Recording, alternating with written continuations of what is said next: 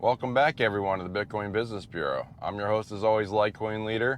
It's another Wednesday ride around today, doing a little bit of errands as you're hanging with me. But I want to share some of the things that I'm picking up on, and there's a lot of news sources out there. And I just want to give you some insight on how to try and cobble all this together as we try and all sort it out as a collective, so to speak. So I will tell you that most people know that I watch a lot of different shows. I watch Economic Ninja, Uneducated Economist, Cryptos R Us, Altcoin Daily, Modern Investor. I could go on. I have a long list. If you want to know what I watch, you could probably look at my subscriptions on my YouTube. I have anyway. Before I get into the details, let me cover a couple logistics because it's Wednesday. Normally there's an AMA tonight, but it's the 5th Wednesday of the month, so there's not going to be an AMA tonight. I'm taking the evening off just to catch up on more information and such, and to relax a little bit, to be honest. So it's the holidays are coming and things are moving along. And man, it is bright even though it's overcast. So I'm probably gonna leave these on. Anyway, so lots going on. There's not an AMA tonight. There is going to be. I published a video yesterday, I think it was, about the baby milk formula. I released that from my Patreon. My Patreon's had about it a week ago. Patreon's going to get another video today about the Texas meat distributor. He's selling meat locally in the greater, well, I'd say between Dallas and Houston area. And there'll be more things like that. But there's so much going on, and there's so much I've been looking at, and I look for alternate perspectives because I don't want to be in an echo chamber. I don't want to be in a bubble and just regurgitating what everybody's saying about the economy and how it's affecting crypto and such. But it's going to be very interesting soon based on what an uneducated economist said, and he was just down in Miami with the Rebel Capitalists, which is, I think that's George Gammon, if I'm not mistaken. But anyway, now I'll take these off for a moment. So what he's saying kind of jives with the different stories I'm seeing. So let me explain the scientific method for those of you who don't know it. You come up with a theory, and then you test it. And so the theory that I've come up with based on what Uneducated Economist, I think that's his name is Simon, he lives in Astoria, Oregon. He works in a lumber yard. He has a perspective onto his own, but he also doesn't really follow a lot of other people. So his perspective comes from things that he's read and learned over the years. So what I do is I take that information and I compare it to other information that I'm looking at from different sources, like Ninja, like Nobody Special Finance is one I'll look at, but all these different people, different perspectives, and I look at people in gold bugs, silver bugs, crypto people, economists, you name it, I'll look at it and see how it comes together. But I'm also picking up things I've talked a lot about the supply chain, food, and the ability to get certain things, and what's going on with our supply chain. Well, there's a lot going on with our supply chain, and sorry about that, there's another alarm. All right, that's my reminder system. That's how the alarm goes off, and so I write it down and check it off on the list. That's just how it works. So it's simpler than tying strings around my fingers. So I'm hearing reports about, okay, we've got a lot of things, like truckers are reporting they go to certain ports and they can't, either there's a glut of material there or there's nothing coming off the port. And what's happening across the country is that it's called the accordion effect, okay? And if you've ever been on an interstate and have seen a traffic jam, and then you get to where you think the traffic jam is, and all of a sudden it just opens up and you're running, and you're just driving, and you're going at normal speed, if not faster.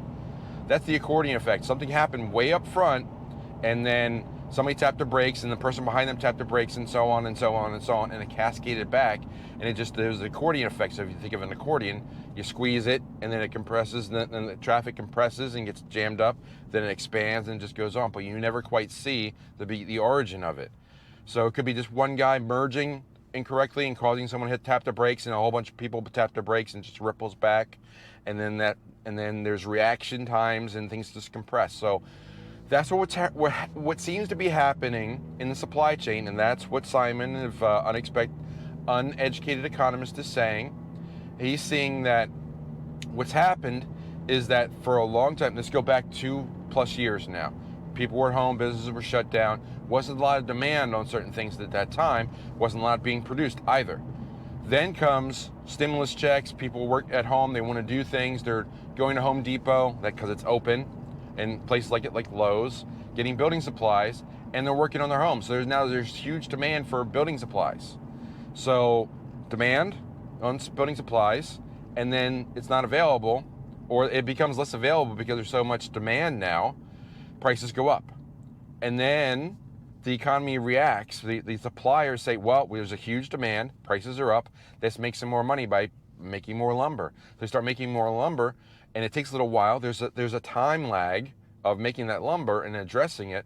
So the lumber prices went up for the inventory that they had, and then there was a glut of lumber because everybody thought there's this huge demand coming out of nowhere and it seems to be sustaining, so they're gonna make more lumber. And it was expensive to get that lumber because there wasn't many people working and there wasn't many people shipping it, and the demand was high, so the prices went up. Well, all of a sudden, then people were they're not doing as many renovations because the prices went up. And please pause. All right, back at it. So I'm trying to remember where I was. Okay, so the lumber. There's too much lumber. They're making a bunch of lumber because they think there's a huge demand, and there's all these people want it, so the prices are high, and the producers are thinking we're going to make a lot of money by making more lumber and meeting this demand and selling a bunch of it. Well, Home Depot and Lowe's went up with a glut of lumber because the demand went away, so then they had to drop their prices. Why am I telling you a lumber story? Well, this is the second wave that's happening now again, but the prices are going to be dropping. But this is starting to happen in other markets, not just lumber. It's happening in anything that's manufactured overseas. Think electronics, a lot of stuff that we get from overseas, a lot of it. So again, people had money, they had their demand at Walmart and Target and places like that.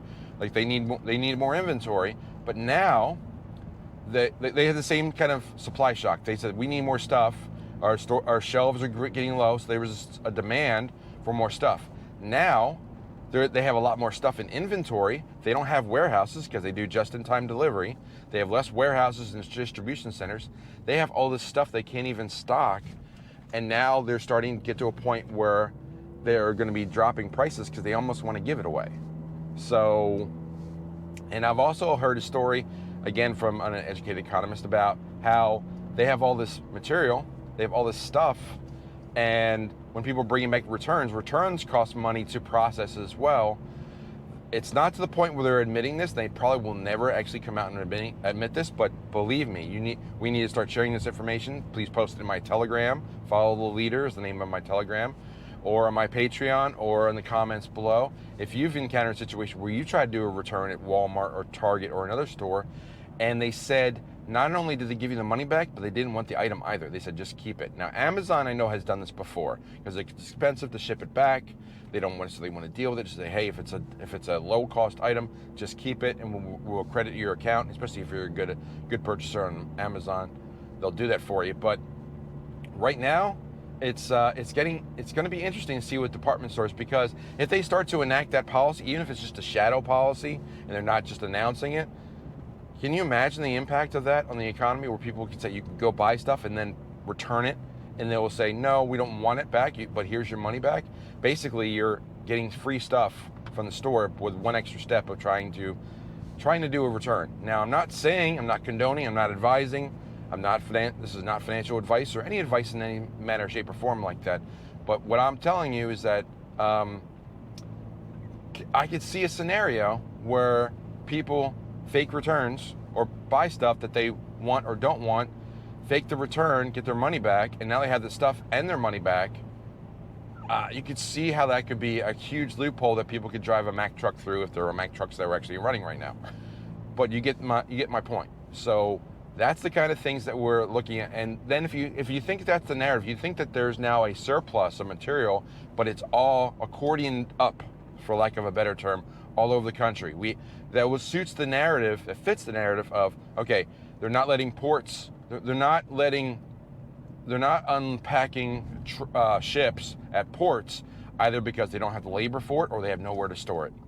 Similar things are happening at train locations where like things leave a port, they go to a distribution center or a centralized location in the middle of the country, St. Louis, Chicago, those areas. I'm hearing those places are now backed up with a lot of cargo, and they have no place to take it. So all this demand is now, this demand of a couple months ago or even 6 months ago has now gone down because people worry about the economy. Inflation is up. People worry about jobs. They're hearing about some layoffs in certain industries. People are starting to tighten, and that's going to lead to stagflation. And the stagflation is going to lead to a lot of too much inventory and materials on shelves, and they're going to have to drop the price. So everybody's going to think like, oh, inflation is over, prices are going down. That's not what's really happening. Is that the stores are trying to clear out their inventory and get rid of their stuff that they have no room for, get whatever they can for it, kind of like the last hour of a yard sale. That's kind of where we're heading.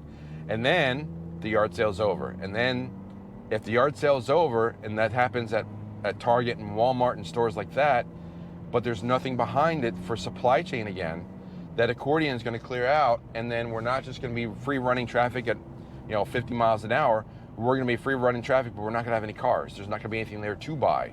So we need to be wary that there's two different things that could be occurring right now, that we could be seeing a depressed market for goods because there's not enough demand and there's too much material. So again, low demand, high supply, prices must fall.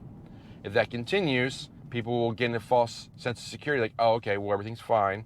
I can get stuff now. Prices have come down. Gas is starting to come down. It's a little bit under, where I'm at, it's floating right about $4.25 a gallon for regular. I know that's probably on the low side across the country. Sorry if that's where you're at, but that's the prices that are here. But I have noticed it's gone down about 5 or 10% in the last week or two.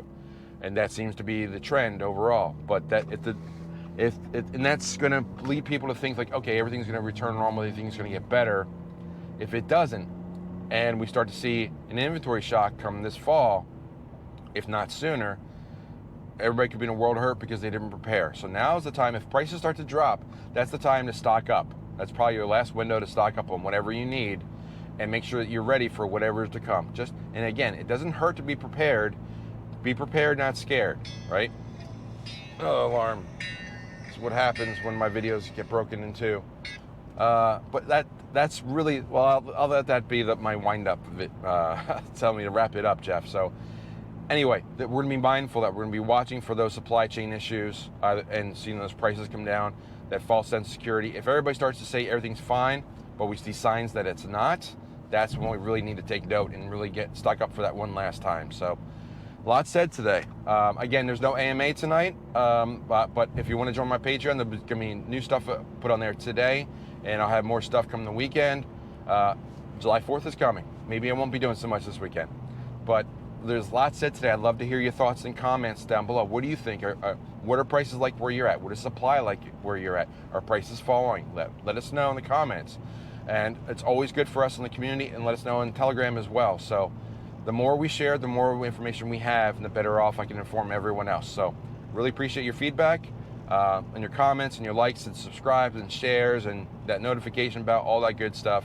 Really helps with the channel. Joining the channel, joining the Patreon, all helps out, keeps things going. So with all that said, I'm going to close the door on the bureau, say follow leader one more time, and I'll talk to you soon. Take care.